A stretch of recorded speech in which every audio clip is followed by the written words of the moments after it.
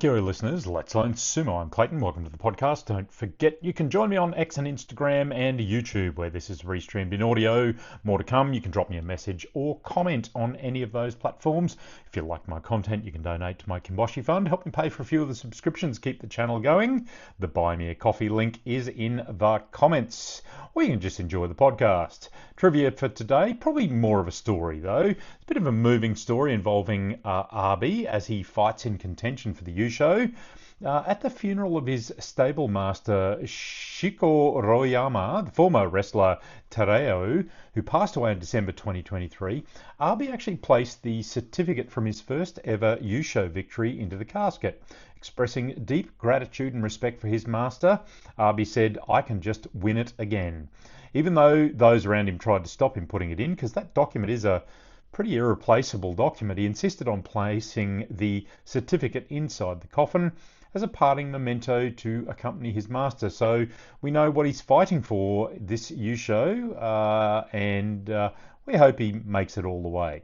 On to day 9 of the January Hatsu Basho in Tokyo at the Grand Sumo, the National Sumo Stadium, the Kokugikan. There's also a video of a walk around there if you want to have a look at that one on my channel. There's not much I can say about our Yokozuna except it's been pretty poor and disappointing. Not because they lost, but in the way that they both lost tonight. Hoshoryu was against Atami Fuji. Atami Fuji just Oshi pushed Hoshoryu out of the Tachiai back to the bales. Hoshoryu just seemed to have no defense. Went backwards and over the bales easily. Yorikiri, that's Atami Fuji's first Kinboshi Gold Star win over Yokozuna. Good for him. Maybe some lingering knee problems there. His left knee is not great. He does have a torn meniscus. Look, did he get an injury from his win over Hakuno Fuji the other night? Smacked his head pretty hard. So maybe some lingering effects there. Wakamotoharu has a few Kinboshi to his name and added another one tonight against Onosato. Wakamotoharu got onto the left inside belt off the Tachiai and just drives Onosato back and over. Look, that is his favoured grip. It is deadly, but Onosato, he just looked cooked. Look, possibly his shoulder, I think he was in some quite considerable pain after last night's loss as well. Look, once both of these Yokozunas are out of contention, I wouldn't be surprised if we see a double Kyujo from both of them. It's quite a shame for both of them. They were going okay at 6-1, but it's all fallen apart in the last two nights. Kodazakura, he got an easy thrust down Tsukiyatoshi win over Takayasu, had him back up against the bales and then just thrust him over. Papayasu rolled across the dohyo like Ura does for his loss. 6-1 Kodazakura. Ayanishiki, he stayed in contention with a win over Wakatakakage, but he did have to work for it. It was a good touchy eye as Ayanishiki Oshi drived Wakatakakage back to the bales. Waka, he went low and moved a bit laterally to avoid Ayanishiki. Ayanishiki then started chasing and Oshiing at pushing at Wakatakakage. He got Wakatakakage against the bales with a Nodowa, but Waka just escaped again to his left. He couldn't get much going, but he eventually grabs Aonishiki's arm, as Aonishiki had the inside left belt with that arm.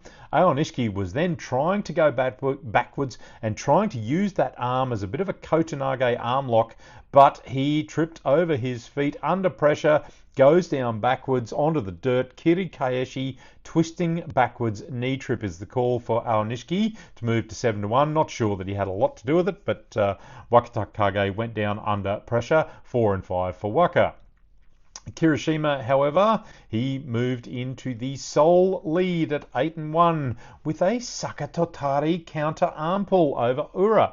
Now, Kirishima catches Ura's arm and lifted and drove it, but Ura is under Kirishima's armpit as he drives forward, tries to Tuzezori Kirishima as he's going forward, but it's all too late. He has Kirishima's arm. It's a big twisting move. He pulls on Kirishima's arm, but he goes down at the bales at the same time.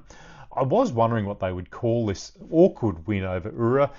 It's not what I would call a classic Sakatotari from like the other night, but hey, it's in the books for the second time in a bit over 20 years in the same tournament in top division. Incredible. Ura, dear oh dear, 1-8. It's a catastrophic first week for Ura. And look, he's not actually fighting that bad. It's just Ura style. He's in the meat grinder in the Joy, which is the upper Megashira group, and that's just the way it is when you have to fight the true might of the Sanyaku altogether.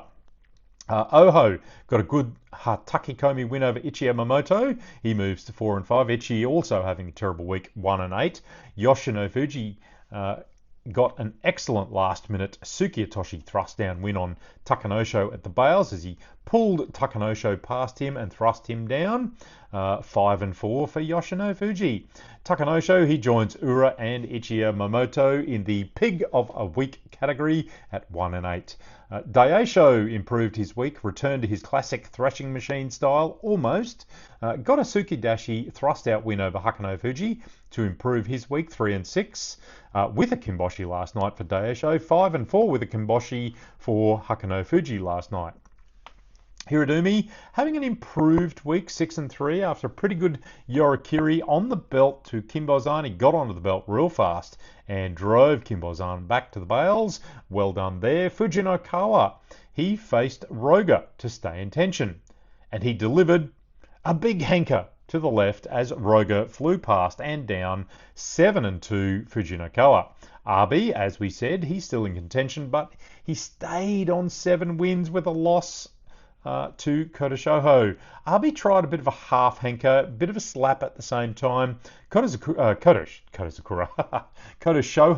just blasts forward and throws some oshi at Arby. Arby got a deflecting hit, but Kodoshoho recovered, got a bit of an oshi drive going, and drove Arby back and over the Bales.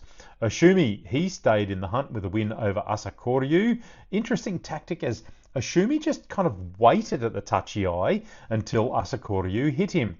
They both got an inside left, but Oshumi just uses it, drove Asakoryu back and over the Bales. Oshumi, 7-2, also in contention, and the words are choking in my mouth. Shishi, look, to be fair, he has displayed a much improved style of sumo this tournament with some better footwork, a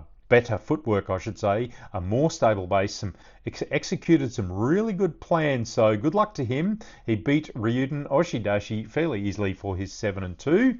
And Hatsuyama down the bottom of the Bansuke, a debutant, notched up his first win over Tomokaze with a drive forward. It did get looked at by a mono-e by the Shimpans as Hatsuyama went down forwards as Tomokaze was going backwards on the Bales, but he held on to that win. So that's it, folks, all for day 9. I expect possibly some news tomorrow about our Yokozunas. I don't think we'll see them for the rest of the tournament. Join me again. Hakioi, let's learn sumo.